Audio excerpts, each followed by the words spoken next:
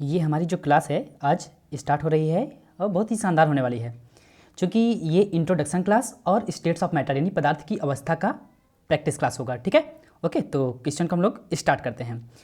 तो जैसा कि पहला प्रश्न आपको स्क्रीन पर दिख रहा होगा कि क्रमबद्ध सुव्यवस्थित ज्ञान को कहा जाता है, तो ये बहुत ही आसान सा प्रश्न होगा और फिलहाल ये तो इसका ट्रेंड नहीं आने का, लेकिन फिर भी आप जानते रहिए इसे क्या कहते हैं हम लोग, विज्ञान। यानी कि इसका option C is the right answer होगा कि क्रमबद्ध सुव्यवस्थित सुसंगठित ज्ञान को ही हम लोग क्या कहते हैं, विज्ञान कहते हैं। तो चलिए आते हैं हम लोग अपने नेक्स्ट प्रश्न पर। जैसा कि स्क्रीन पर रहा ये आपके कि आधुनिक रसायन विज्ञान के जन्मदाता थे। इसको मैंने अपने इंट्रोडक्शन वाले क्लास में जितने भी सारे फैक्ट्स हैं वो मैंने आपको बता दिए हैं। तो यानी कि इसका ऑप्शन बी जो होगा एंटोनी लेवोजिए इसका सही का जवाब होगा। Option B Antoine Lavoisier. तो आते हैं हम लोग अपने नेक्स्ट प्रश्न पे। उससे पहले ये जानते रहिए कि लेवोजिए, ये नाम मत भूलिएगा आप, ये बहुत ही जरूरी है। एंटोनी लेवोजिए। आधुनिक रसायन विज्ञान का ज्ञान सर्वप्रथम किस देश में हुआ? सोचिए सोचिए जल्दी से। सही जवाब होगा ऑप्शन बी, मिस्र और अरब। ये मैंने फैक्ट में बता ही चुका हूँ इंट्रोडक्शन क्लास में। आइए देखते हैं नेक्स्ट। केमिस्ट्री की उत्पत्ति कैमी शब्द से हुई है, जो कि प्राचीन नाम है। सोचिए बस, आंसर दीजिए। ऑप्शन डी, मिस्र का, जिसे हम लोग अब क्या कहते हैं, इजिप्ट। आइए नेक्स्ट। रासायनिक अभिक्रियाएं जिन नियमों एवं परिस्थितियों पर आधारित है उनका अध्ययन किया जाता है, मतलब किस शास्त्र में किया जाता है? बोलिए बोलिए। इसका सही जवाब होगा, क्या होगा? भौतिक रसायन। आइए देखते हैं नेक्स्ट। निम्न में से कौन कार्बनिक यौगिक है? तो इसका सही जवाब होगा ऑप्शन सी, CH4 यानी कि मीथेन। ये कार्बनिक यौगिक होगा, जानते हैं ना। चलिए तो आते हैं हम लोग अपने नेक्स्ट प्रश्न पर। नेक्स्ट प्रश्न है हमारा कि निम्न में से रसायन विज्ञान की प्रमुख शाखा है। नेक्स्ट है हमारा चेचक के टीके के आविष्कार। तो इसका सही जवाब होगा एडवर्ड जेनर। जी हाँ, ऑप्शन ए इसका सही जवाब होगा, एडवर्ड जेनर। यहाँ पे मिस्टेक हो चुका, वो 7वें क्वेश्चन का आप लोगों ने आंसर नहीं देख पाए। तो उसका सही जवाब था दरअसल जैसा कि 7वें क्या प्रश्न क्या था, 7वां प्रश्न। चलिए देखते हैं हम लोग अपना नेक्स्ट, उसके बाद मिलते हैं उस पर। निम्न में से जर्मनाशी मतलब जो कीटनाशक होते हैं वो क्या हैं? तो इसका सही जवाब होगा क्लोरोबेंजीन और डेटॉल, यानी कि ऑप्शन सी, ए और बी इसका दोनों ही होगा। दोनों ही हम लोग जर्मनाशी में यूज करते हैं, डेटॉल को और क्लोरोबेंजीन को। आइए देखते हैं नेक्स्ट। पौधों को कीटाणुओं व रोगों से बचाता है। तो पौधों को कीटाणुओं व रोगों से कौन बचाता है? इसका सही जवाब होगा, बोलिए।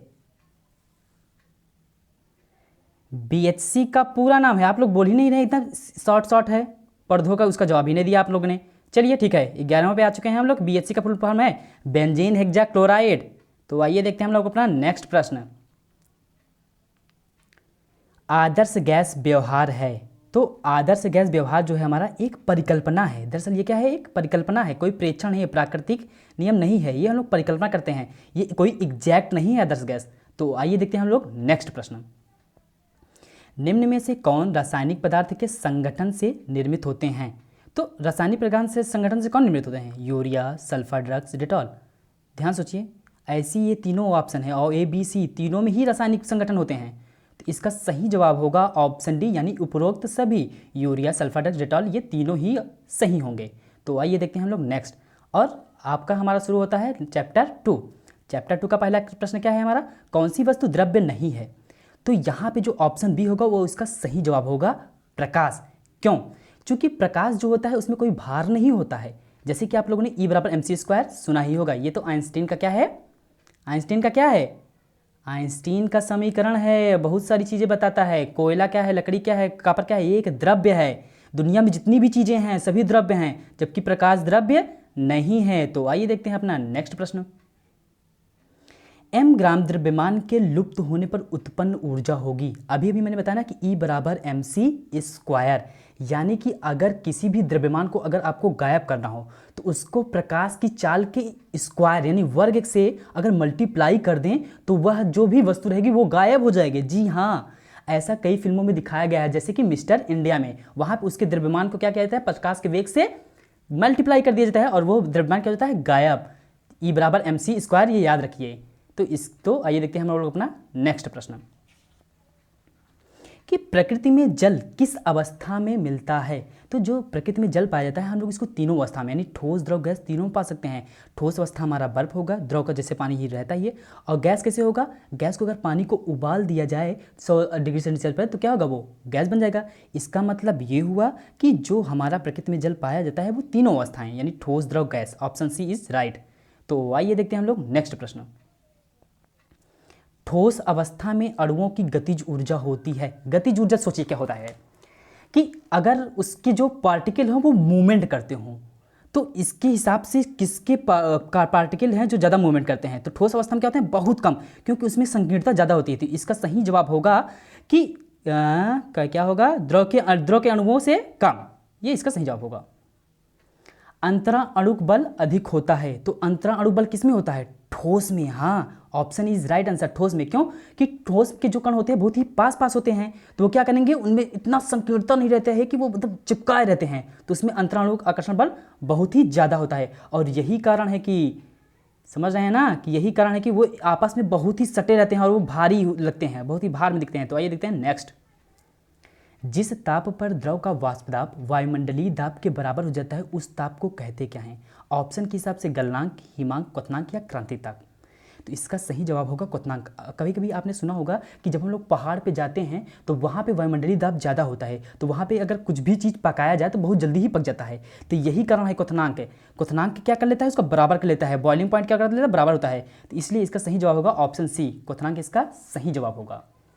तो आइए देखते हैं हम लोग अपना नेक्स्ट प्रश्न। प्रश्नों को ध्यान से देखते रहिए, क्योंकि कभी कभी क्या होता है ये स्पीड में जा रहा है तो मैं समझ नहीं पा रहा हूँ कि कौन सा प्रश्न आ जा रहा है। चलिए देखते हैं हम लोग कि किसी पदार्थ का ताप बढ़ाने पर उसके अणुओं की गतिज ऊर्जा में क्या होगी। अगर पदार्थ का ताप बढ़ेगा, याद रखिएगा हर चीज़ किसी भी वस्तु पर पदार्थ पे कुछ ना इफेक्ट पड़ता है टेम्परेचर वहाँ पे, तो यानी क्या होगा, वृद्धि होगी। गतिज ऊर्जा में क्या होगी, उसकी वृद्धि होगी।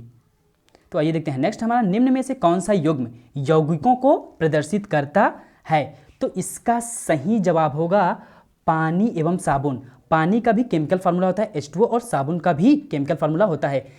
अगर ऑप्शन के अकॉर्डिंग देखा जाए, पहला शहद एवं नमक है, नमक का तो होता है लेकिन शहद का नहीं होता। दूध एवं पानी, पानी का होता है लेकिन दूध का नहीं होता है। शहद एवं पानी, पानी का तो होता है लेकिन शहद का कोई केमिकल फार्मूला नहीं होता है। तो इसलिए ऑप्शन डी, पानी एवं साबुन, दोनों का आप लोगों ने देखा होगा केमिकल कंपाउंड। साबुन का फिलहाल फार्मूला तो बहुत बड़ा होता है, लेकिन पानी का बेसिकली आप तो याद रख ही सकते हैं कि H2O होता है, 2 हाइड्रोजन का अणु और 1 ऑक्सीजन का अणु। तो आइए देखते हैं हम लोग अपना नेक्स्ट प्रश्न। तो नेक्स्ट प्रश्न है हमारा कि इस्पात, वायु, चाक, संगमरमर, धोने का सोडा, ग्लूकोज, तुतिया, पीतल तथा दूध, इनमें से कौन मिश्रण है। उन्हीं ग्रुप को चुनिए जो मिश्रण हो। तो इसका सही जवाब होगा पीतल, वायु, इस्पात और दूध, यानी कि ऑप्शन डी इसका राइट आंसर होगा। क्यों, पीतल जो है हमारा वो मिश्र धातु है जो कापर और जिंक के 70:30 यानी 70% और 30% से मिलता है हमारा। और वायु जो है वो भी कई गैसों का मिश्रण है। इस्पात भी, स्टील भी जो है हमारा कई वस्तुओं का मिश्रण है। और दूध भी हमारा मिश्रण ही होता है। अब दूध कैसे मिश्रण है, ये वसा का है, वसा और कार्बनिक चीज़ों का है, ठीक है, और सारी चीज़ें नहीं हो सकती। क्यों, क्योंकि अगर हम आ जाए इधर धोने का सोडा तो ये तो एक केमिकल फॉर्म मिल गया, तो इसमें तो नहीं हो सकता हम लोग। तुतिया भी है, ग्लूकोज C6H12O6 इसका भी एक है। तो ऑप्शन के अकॉर्डिंग इसमें से एक ऐसा रख दिया गया है जिससे आप उसको अलग कर ही नहीं सकते। लेकिन ऑप्शन डी जो है उसमें पूरा का पूरा मिल रहा है कि पीतल, वायु, इस्पात और दूध, यानी कि यही इसका एग्जैक्ट आंसर होगा। तो आइए देखते हैं हम लोग अपना नेक्स्ट प्रश्न। ऑप्शन के अकॉर्डिंग हम लोग चेक करेंगे ना। निम्नलिखित में से मिश्रण है टूथपेस्ट, संगमरमर, लोहा, दूध, सोना, स्याही, चीनी। तो इसका सही जवाब होगा टूथपेस्ट, दूध, स्याही और वायु, यानी कि ऑप्शन सी इसका आंसर सही होगा। देखिए यहाँ पे क्या कहा है, मिश्रण। मिश्रण आप समझ रहे हैं ना। हाँ, चूँकि अगर आप लास्ट वाला लेंगे तो उसमें जल का होता है कंपाउंड, चीनी का भी होता है, लोहे का भी होता है, इधर सोने का भी हो जाएगा। लेकिन ऑप्शन सी में ऐसा कोई भी नहीं है जिसमें कोई केमिकल फार्मूला लगता हो। तो यानी टूथपेस्ट, दूध, स्याही और वायु इसका सही जवाब होगा। तो ऑप्शन हम लोग देखते हैं नेक्स्ट। निम्नलिखित में से शुद्ध पदार्थ छाटिए। सिलिकॉन, दूध, शहद, ग्लूकोज, पीतल, साबुन। ऑप्शन के अकॉर्डिंग उसी ऑप्शन को चुनिएगा जो सबसे अप्रोप्रिएट हो, यानी कि इसका सही जवाब होगा ऑप्शन बी, यानी कि सिलिकॉन और ग्लूकोज, इनके केमिकल रिएक्शंस मतलब केमिकल फार्मूले होते हैं। सिलिकॉन का तो ऐसा ही होता है ना, तत्व होता है, जानते ही हैं, और ग्लूकोज का C6H12 और O6, जबकि दूध का कुछ भी नहीं होता है, ठीक है। पीतल तो हमारी मिश्र धातु हो जाएगी। साबुन का तो होता है, ग्लूकोज का तो होता है, लेकिन पीतल नहीं हो पाएगा। और ऑप्शन सी में भी कुछ नहीं हो सकता, इधर आ जाएगा पीतल। पीतल जो क्या है हमारा मिश्र धातु है, इसलिए हम लोग इसको भी निकाल सकते हैं, तो ऑप्शन हमारा बी सही होगा। आइए देखते हैं नेक्स्ट। अंतरा अणुक बल नगण्य होता है, मतलब ऐसा कौन सा चीज़ है जिसमें अंतरा अणुक बल बहुत कम लगता है। ठोस में हमारा सबसे ज़्यादा होता है, द्रव में ठोस की अपेक्षा थोड़ा सा कम, जबकि गैस में क्या होता है बहुत ज़्यादा नगण्य, मतलब बहुत ही कम। क्यों? क्योंकि गैस के जो पार्टिकल होते हैं बहुत ही दूर दूर होते हैं, इसीलिए गैस में जो होंगे अंतरा अणुक बल एकदम ही नगण्य होंगे और ठोस में बहुत ज़्यादा। तो आइए देखते हैं हम लोग अपना नेक्स्ट प्रश्न। निम्न पदार्थ ऊर्ध्वपातज है, इसका तो परिभाषा ही आपके लिए इंपॉर्टेंट है। अगर जिन लोगों ने हमारा इंट्रोडक्शन क्लास और पदार्थ स्टेट्स ऑफ मैटर नहीं देखा है, प्लीज़ जाके जरूर देख लें। तो जानते ही हैं कि ऊर्ध्वपातज क्या होता है, नौसादर। एग्जाम्पल आप याद रखिए बस। तो आइए देखते हैं हम लोग अपना नेक्स्ट प्रश्न, जैसा कि 14वां प्रश्न इस तरह से है। क्रिस्टली ठोस है, मतलब जो क्रिस्टल के रूप में हो और ठोस हो। कांच क्या क्रिस्टल के रूप में होते हैं? प्लास्टिक क्रिस्टल के रूप में होता है? रबर क्रिस्टल के रूप में होता है? जी नहीं, शक्कर, चीनी तो आपने घर में देखा ही होगा ना, छोटे छोटे क्रिस्टल होते हैं। तो इसका सही जवाब होगा ऑप्शन डी। तो आइए देखते हैं हम लोग अपना नेक्स्ट प्रश्न। तो नेक्स्ट प्रश्न है हमारा कि प्रेशर कुकर में खाना जल्दी पक जाता है, क्यों? क्योंकि जल का क्वथनांक बढ़ जाता है, वो बॉइलिंग पॉइंट उसका बढ़ा देता है, वो इतना ज़्यादा दाब दे देता है कुकर के अंदर कि उसका बॉइलिंग पॉइंट यानी उबलने की क्षमता बढ़ जाता है, तो वो जल्दी जल्दी भोजन को पका देता है। तो इसका सही जवाब होगा ऑप्शन ए, जल का क्वथनांक बढ़ जाता है। तो आइए देखते हैं हम लोग नेक्स्ट प्रश्न। नेक्स्ट प्रश्न क्या है हमारा 16वां नंबर। तो 16वां नंबर है हमारा कि गैस द्रव्य की अवस्था है जिसका, गैस द्रव्य की अवस्था है जिसका, मतलब गैस की प्रॉपर्टी पूछ रहा है। तो गैस की प्रॉपर्टी क्या होगी? गैस का आयतन तथा आकार दोनों ही क्या होता है? अनिश्चित होता है। याद रखिएगा, गैस का आयतन तथा आकार दोनों ही अनिश्चित होता है, जबकि ठोस का क्या होता है? आयतन आकार दोनों निश्चित होता है। ये याद रखिएगा, ठीक है, कि गैस का जो आयतन और आकार होता है दोनों क्या होता है? अनिश्चित होता है। तो चलिए हम लोग आते हैं अपने नेक्स्ट प्रश्न पर, लेकिन नेक्स्ट प्रश्न पर आने से पहले याद रखिएगा कि ये तीनों ठोस, द्रव, गैस, इन तीनों को बेसिकली अच्छे से पढ़ लीजिए। अगर आप अच्छे से, थोड़ा थोड़ा केवल डिफरेंस है, अगर अच्छे से पढ़ लेंगे तो दोबारा कभी भी प्रॉब्लम आएगा नहीं। बहुत ही छोटी छोटी चीज़ें हैं, किसमें किसका आयतन निश्चित होता है, किसका नहीं होता है, ठीक है। तो आइए देखते हैं हम लोग अपना नेक्स्ट प्रश्न। निम्न में से कौन सा उत्फुल्ल पदार्थ है? उत्फुल्ल पदार्थ यानी कि ऑप्शन बी इसका राइट आंसर होगा। NaCO3 2H2O 10H2O होना चाहिए, यहाँ पे रॉन्ग हो गया है बाय मिस्टेक, तो ठीक है, इसको सही कर लीजिएगा। Na2CO3 10H2O होता है। ये धावन सोडा है। धावन सोडा क्या होता है, मतलब कि ये अगर इसको हवा में रखेंगे ना तो ये उड़ जाता है थोड़ा थोड़ा, मतलब इसमें नमी आ जाता है, और दरअसल ये कंपाउंड का ही भाग होता है, ठीक है। तो उत्फुल्ल पदार्थ उसे कहते हैं जो वायु में रखने पर उसके कुछ भाग उड़ जाएं। तो इसका ऑप्शन भी सही होगा। आइए देखते हैं नेक्स्ट। बिना गर्म किए किसी ताप पर किसी द्रव की सतह से अणुओं के धीरे धीरे वायु में मिलने की क्रिया को क्या कहते हैं? ऑप्शन नंबर ये है, इसका क्या होगा? देखिए, इसका सही ऑप्शन होगा ऑप्शन सी, वाष्पन। सोचिए आप ही, बिना गर्म किए किसी ताप पर वह किसी द्रव के धीरे धीरे क्या हो जाता है? अणुओं में धीरे धीरे क्या हो जाता है? वायु में मिलने की प्रक्रिया, वाष्पन। तो आइए देखते हैं नेक्स्ट प्रश्न। नेक्स्ट प्रश्न है हमारा, जब बर्फ पिघलती है तो अणुओं की स्थितिज ऊर्जा, जब बर्फ पिघलेगी तो सीधी बात है अणुओं की स्थितिज ऊर्जा क्या होगी? बढ़ती है। पहले क्या होगी? वो ठोस की अवस्था में रहेगी तो क्या होगी? उसके पार्टिकल जमे रहेंगे, लेकिन जैसे ही वो पिघलेगी तो उसकी क्या हो जाएगी? स्थितिज ऊर्जा बढ़ जाएगी। तो ऑप्शन सी इसका राइट आंसर होगा। तो आइए देखते हैं नेक्स्ट प्रश्न। तो नेक्स्ट प्रश्न है हमारा, ऊर्ध्वापातन में सर्वप्रथम क्रिया होती है। तो ऊर्ध्वापातन में जो हमारी क्रिया होती है वह यह होती है कि गर्मी पाकर अणुओं की गतिज ऊर्जा में अत्यधिक वृद्धि हो जाती है। सही बात है, तभी तो वो डायरेक्ट गैस में बदल जाता है। ऊर्ध्वापातन कि डायरेक्ट ठोस से डायरेक्ट वो गैस अवस्था में चला जाए तो क्या कहते हैं हम लोग? ऊर्ध्वापातन। इसका मतलब ये ना कि गर्मी पाकर अणुओं की गतिज ऊर्जा इतना तेज हो जाती है, अत्यधिक वृद्धि, जिसके कारण डायरेक्ट वो गैस बदल जाता है द्रव के बजाय। तो आइए देखते हैं नेक्स्ट प्रश्न। नेक्स्ट प्रश्न है हमारा कि भूगर्भ यानी कि पृथ्वी में सबसे अधिक मात्रा में पाई जाने वाली धातु है। तो ये इसका एक फैक्ट है, तो इसका ऑप्शन सी जो होगा राइट आंसर होगा एल्युमिनियम। तो आइए देखते हैं हम लोग अपना नेक्स्ट प्रश्न। नेक्स्ट प्रश्न है हमारा कि जल में घुलनशील अशुद्धियाँ, इसके मतलब जल में अगर अशुद्धियाँ हो तो क्या कर देता है? तो ये क्या कर देता है? क्वथनांक को बढ़ा देता है, यानी कि ऑप्शन बी जो होगा इसका राइट आंसर होगा कि क्वथनांक को बढ़ा देता है। जल में अशुद्धियाँ क्या करती हैं? उसके बॉइलिंग पॉइंट को बढ़ा देते हैं, ठीक है। तो ये देखते हैं अपना नेक्स्ट प्रश्न। नेक्स्ट प्रश्न है हमारा कि नौसादर और नमक को पृथक किया जाता है। इसको तो बताना ही, अब हम क्या कहें यार, इसको बताना ही बेकार है। सीधी सी बात है, ऑप्शन सी ऊर्ध्वापातन कि नौसादर को हम लोग किस विधि से अलग करते हैं? नौसादर ऊर्ध्वपात मिति से। चलिए देखते हैं नेक्स्ट। निम्नलिखित में से रासायनिक परिवर्तन नहीं है, ध्यान रखिएगा रासायनिक परिवर्तन नहीं है पूछा है। बताइए कोयले का जलना होगा?